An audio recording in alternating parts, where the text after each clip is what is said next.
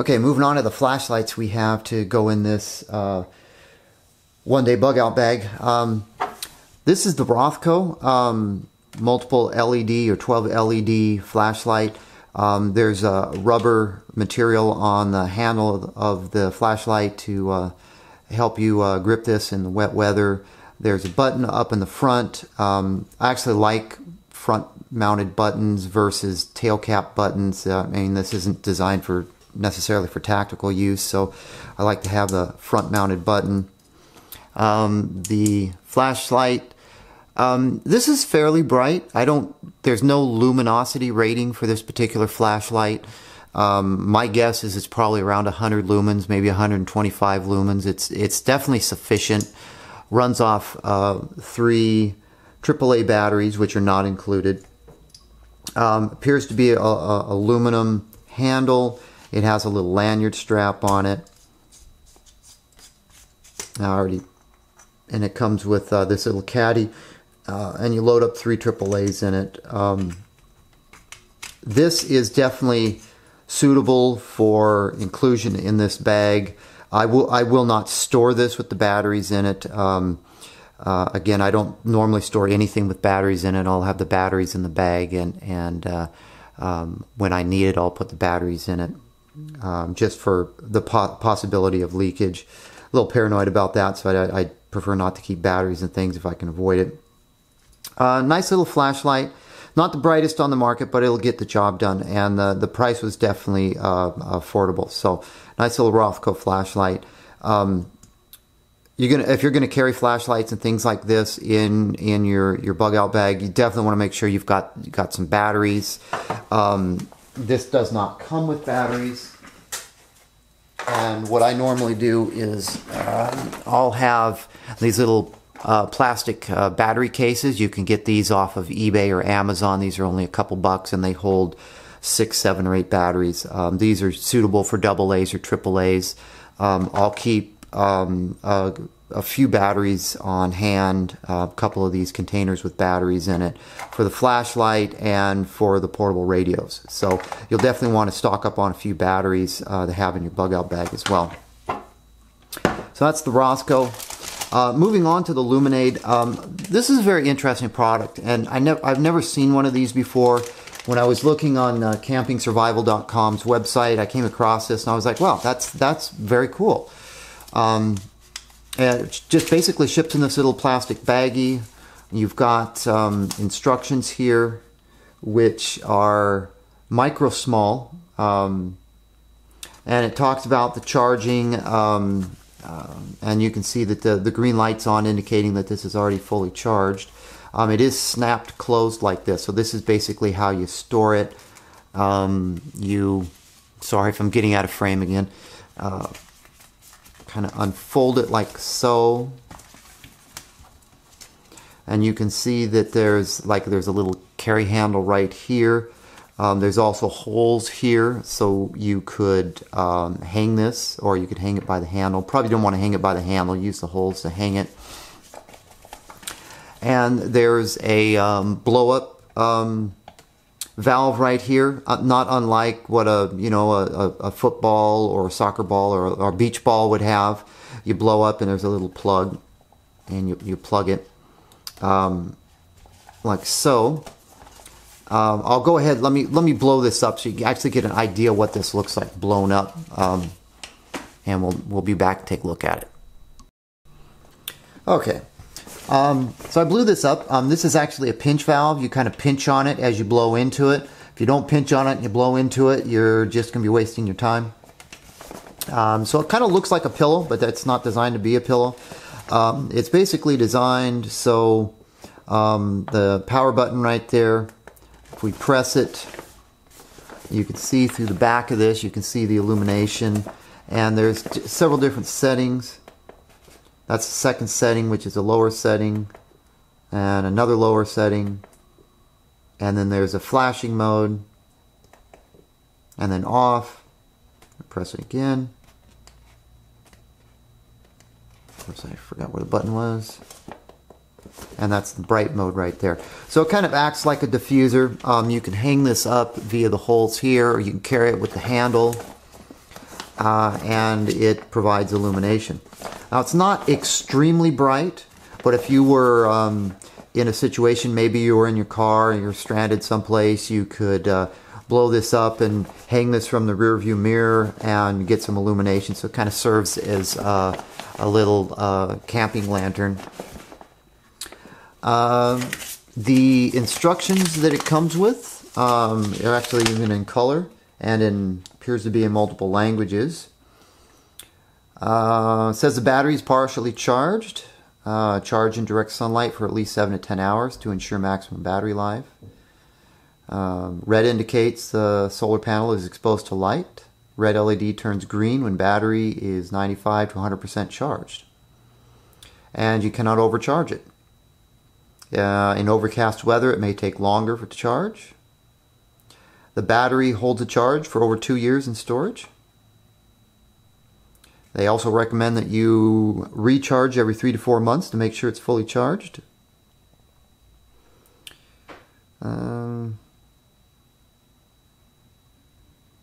So what do we got? Says that there's a carabiner loop on it right here.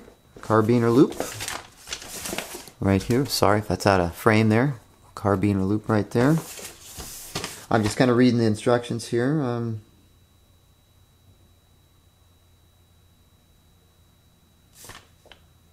Let's see. I'm trying to look for how long it'll run. It says it provides up to 30 hours of LED light and recharges in approximately 7 to 10 hours of direct sunlight. Good instructions. Solar powered. That's just a picture. Gives you an idea what the instructions look like. Instructions are self-explanatory. Very cool item. So you could hang this off of your backpack, or a lot of different functionalities. So this is pretty nice, and it also floats too. So in case you were out on a boat or something and dropped it in the water, you should be able to retrieve it. So that's the Luminade. Very cool item. So I'm glad to have that to include in my backpack, my bug out bag. And of course you can use this without blowing it up. So that pretty much covers the flashlights I have for this bug out bag. Except for the light sticks, which aren't really a flashlight, and I'm not going to open those up. So I think most people know what light sticks do. Okay, moving on to the surgical set. Now, from what I understand, this is a surgical set that's put together specifically for campingsurvival.com. So it has a few things in it that some of the other kits on the market may not have. So right off the bat, these instruments are all stainless steel. They're listed as not sterile or not for medical use. If you were to use these, I'm assuming you definitely want to sterilize them.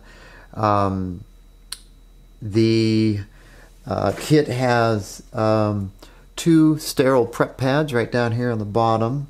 There's the Hope Medical polyester braided non-absorbable suture, and the suture has an expiration date. There's a lot number, and there's a date of 8 of 2015, and I believe an expiration of 2020. So there's a good amount of time left on that. There's 3. I'm not up to date with medical terminology. The suture is listed as being sterile, 75 centimeters.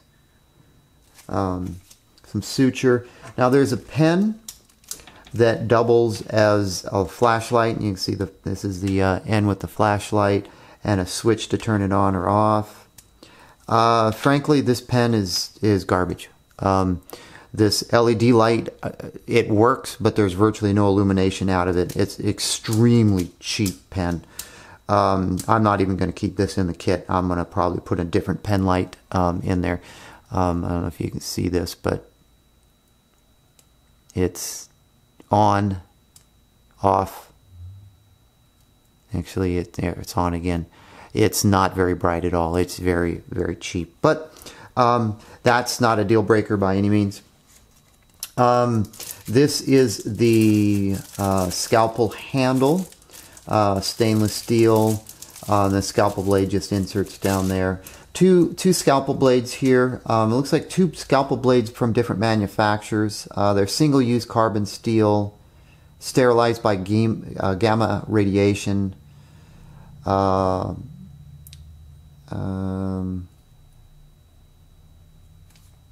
That's what that one says. There are two different types. I believe they're the same. There's a number 11 and is it a number 2? Or maybe they're both number 11. I don't know enough about scalpel blades. But they are sterile and they are hermetically sealed. We also have what appears to be a dental pick. At least I've seen my dentist use similar implements like this. I don't know if this is for assisting with holding an open wound, holding it closed. No, that wouldn't be for that. That's what a hemostat would be used for. I'm not exactly sure why a dental pick would be in here. They refer...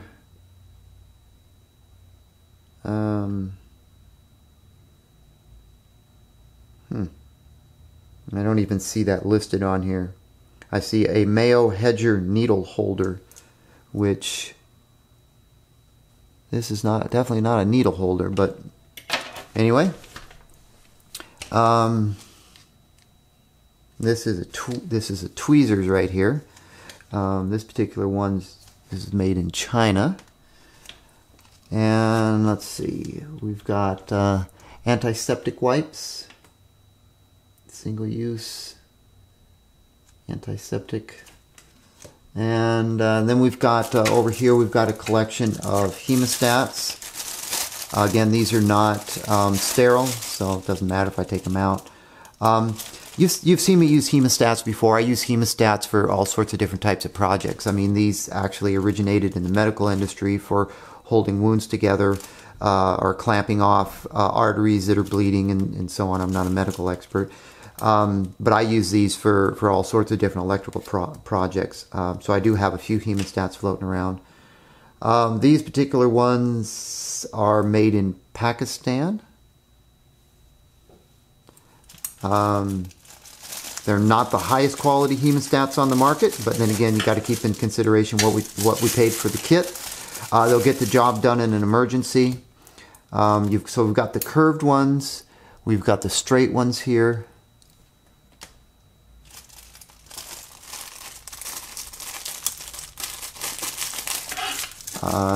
We have another pair of hemostats, another pair of straight ones. I'm reading what's included in this surgical kit, and it says that there's one straight hemostat and one curved hemostat, and a Mayo Hedger needle holder. What I'm seeing is one curved and two straight hemostats. Both hemostats are of different sizes.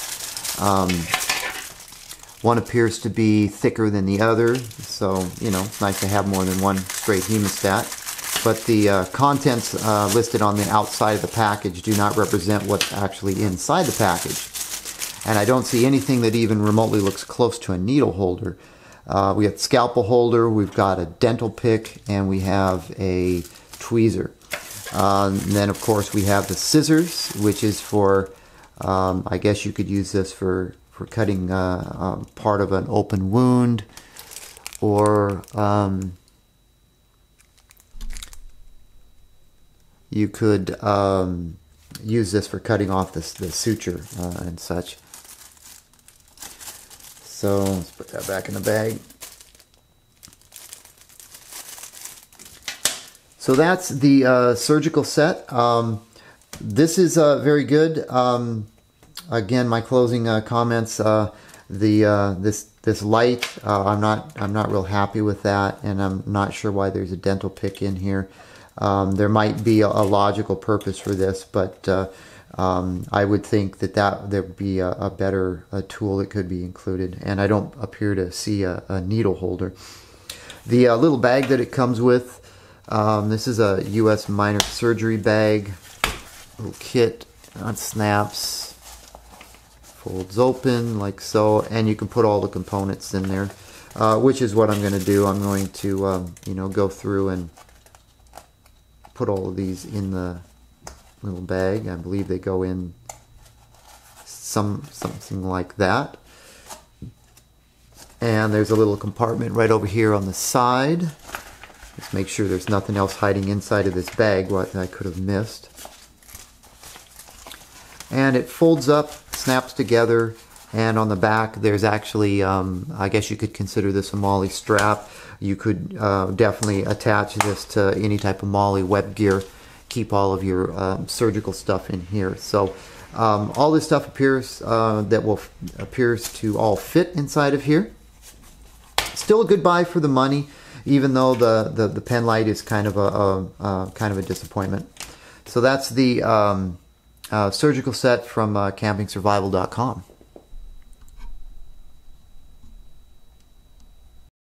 All right, moving on to our germ kit. This particular item is hermetically sealed in this bag, so I don't want to compromise the longevity of this particular kit by opening it. But what I did print out was a picture of the contents. So you can see there's a biohazard waste bag. That's the red bag there with the circle on it. Let's see if we get a little bit closer. CPR face shield, an N95 respirator mask, nitrile gloves, hand sanitizer, that's in the bottle, BZK towelettes, Providon iodine prep pads, alcohol prep pads, and a dry surgical scrub brush.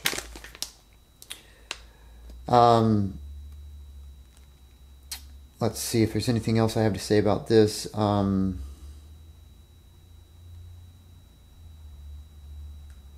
It's made in Idaho, so yeah, that's about it. So this is to go in conjunction with the other surgical kit and the other type of first aid stuff that you might have in your particular bug out bag. Now, of course, I'm going to be supplementing these particular kits with some other additional first aid supplies. I'll talk about that at the end of the video. So let's move on to the next item. All right, I did briefly talk about the food stuff that you would definitely want to have in your bug out bag. In my situation, I have these Datrex emergency food ration bars on them. You can get more information on these. There's obviously a lot of vitamins and minerals in these. You can definitely survive on them. I have tasted these before. I'm not going to open this one. They kind of taste sort of like a butter cookie. That's about the closest I could describe it. It's not horrible. I wouldn't want to live off these for an extended period of time, but you can, and it beats starving, of course. But they're not horrible. So I guess that's the point I'm trying to make. Excuse me while I take these off camera for just a second. These are listed. I'm trying to see if they show them. 2,400 calories or 10,000 kJs, 2,400 calories. Eat 1 bar every 6 hours. Eat in small pieces. There are 6 bars in here, and assuming you ate a bar every 6 hours, that'd be a 2-day supply. If you ate 2 bars a day, you could stretch that out to 3 days. So they are pretty filling. Last time I tried these, 1 bar could take me from breakfast to dinner, but that's me. I'm a smaller individual. If you were doing strenuous work, you might want more calories than that. But if you're in survival mode, 1 bar should hold you for most of the day, and another bar at night. That would be my guess for someone my size. If you're a larger person, 6'4", 240, something like that, that may not be sufficient. But These are small enough and they're inexpensive enough and they have a long shelf life. You can have more than one of these in your bug out bag for emergency purposes. I normally will supplement these with MREs. And like mentioned, MREs are a little bit bigger and they are more bulky. Well, they're larger in diameter and larger in length. They're heavier. And so normally in a smaller bug out bag, you can't fit very many MREs in there. So I kind of go with these emergency rations in that scenario.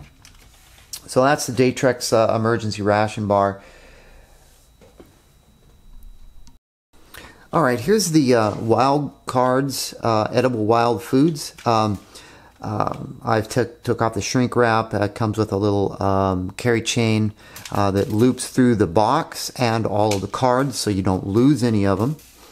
The back basically says that this is a regular deck of playing cards with 52 common wild edible food plants and their uses. Food plants in the wild may be gathered for many reasons, including economics and pure survival. Let's take a look at these. Actually, can't take them out of the box with the chain attached.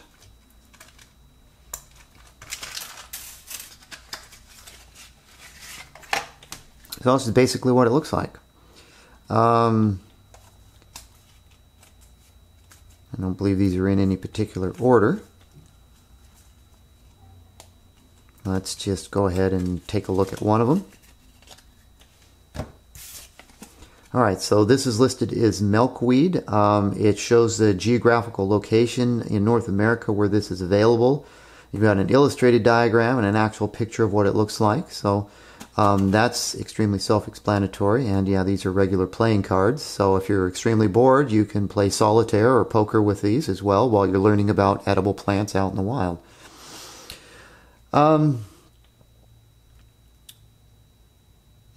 Let's see.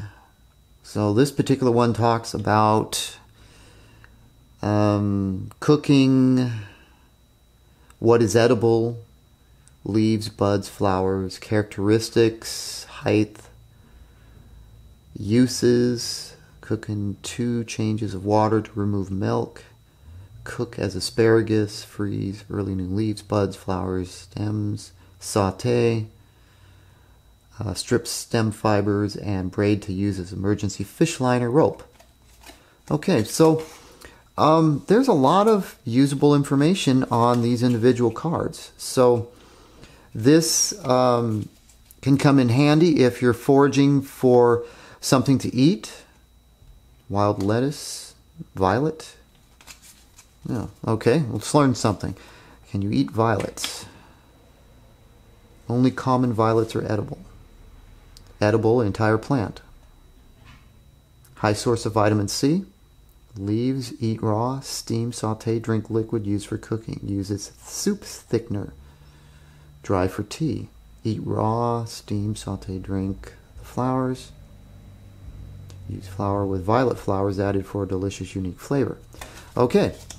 Well, these are very handy. I'm glad I picked these up. Lots of information here, and I'm going to get educated on edible plants available out in the wild.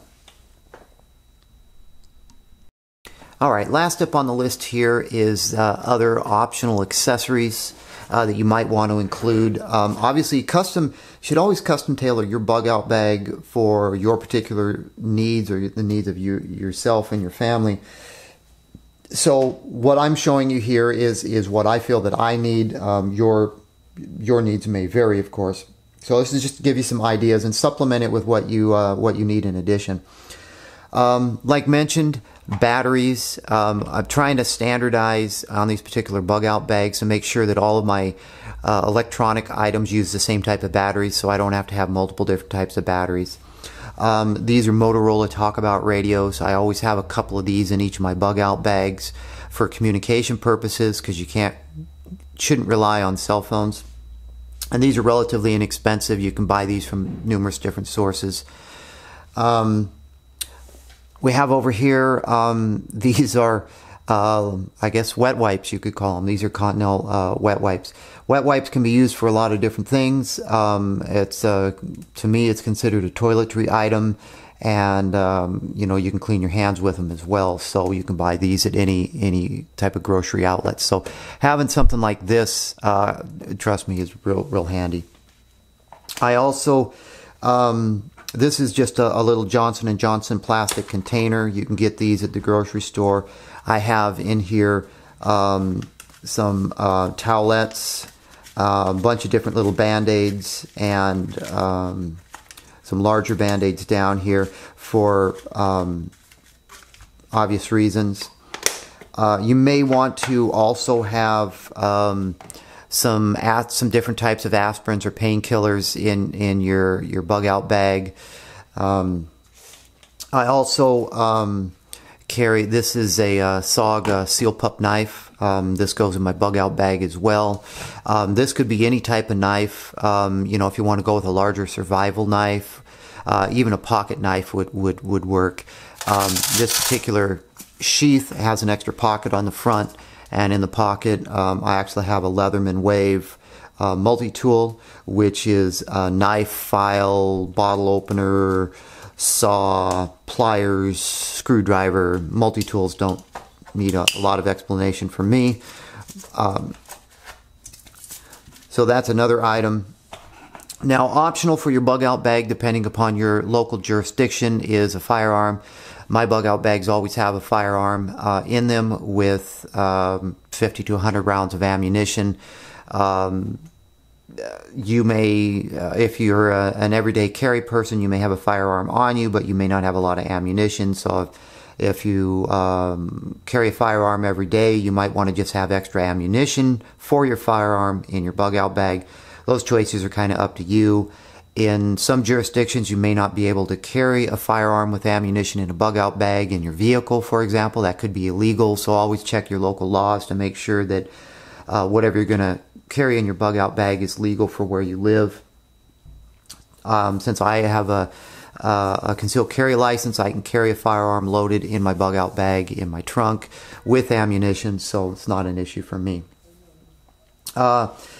The last thing, which I can't really show here because the video's already getting too long, is you know, I showed you earlier the stuff bag here. This is what I use to put clothes in. You might want to have a change of clothes, something you can wear underneath your clothes for added warmth, undergarments, insulated undergarments, like long johns and a shirt.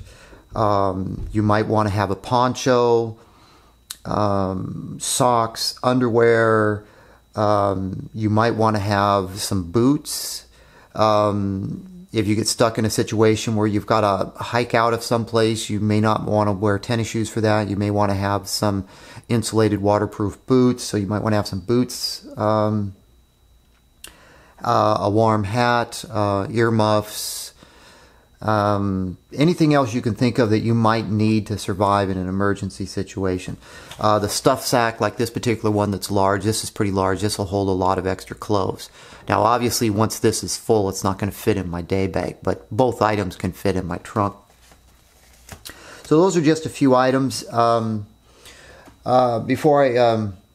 last part of this video, I'm actually going to take all of these items that we looked at, and I'm going to put them in the day bag to show you that they all actually fit in there. All right, everything fit in this Rothco Deluxe day bag, no problem. As a matter of fact, let me fold this down here. I even got the book in here. It's a little over halfway full with everything.